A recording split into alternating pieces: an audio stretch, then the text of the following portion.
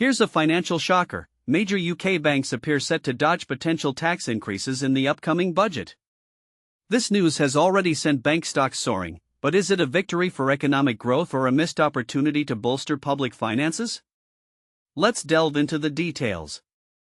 Reports indicate that Chancellor Rachel Reeves has decided against imposing new taxes on the banking sector in the upcoming budget, scheduled for November 26. Immediately following this news, shares of major high street banks like NatWest and Lloyds experienced significant jumps, rising by 2.5% and 2.3% respectively, making them top performers on London's FTSE 100 index. This suggests a degree of nervousness around potential tax hikes in the financial sector. The reasoning behind Reeves' decision, according to the Financial Times, is a desire to maintain the competitiveness of the UK banking sector to support overall economic growth. The current tax structure already sees banks paying a corporation tax rate of 28%, which includes a 3% surcharge on top of the standard 25% corporation tax. So, why were further taxes even being considered?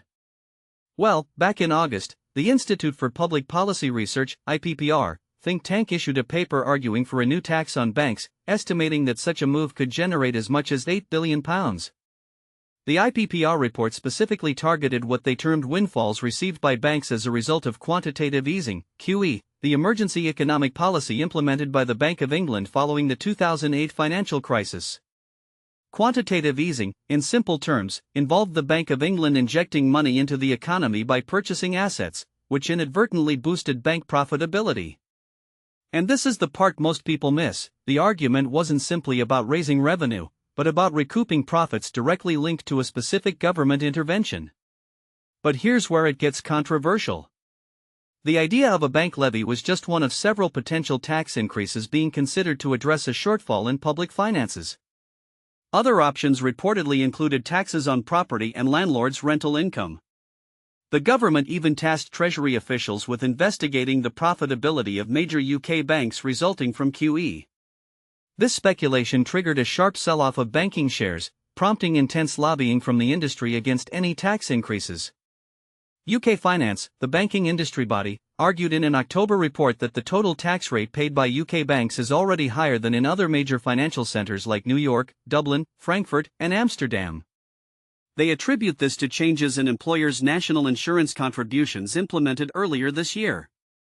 According to a PwC estimate, the total tax contribution of the UK banking sector in the most recent financial year was a substantial £43.3 billion, representing 4.3% of total UK government tax receipts. Furthermore, this contribution has increased by a third since 2014, when it was £33.4 billion. So, are banks already paying their fair share? Echoing these concerns, the chief executive of NatWest Group recently cautioned the government against increasing taxes on banks, even as the lender reported a significant 30% rise in profits.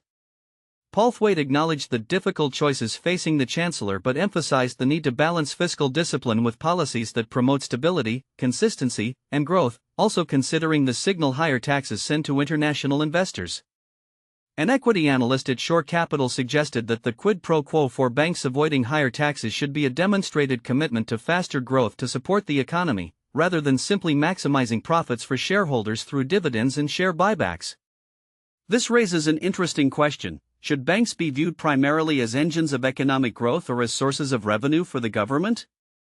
Ultimately, Reeves' decision reflects a complex balancing act between the need to address public finances and the desire to foster a competitive and growing banking sector. But what do you think? Is it a wise move to prioritize the competitiveness of banks, or is it a missed opportunity to recoup windfall profits and bolster public services? Should banks be doing more to justify their tax breaks? Share your thoughts and opinions below.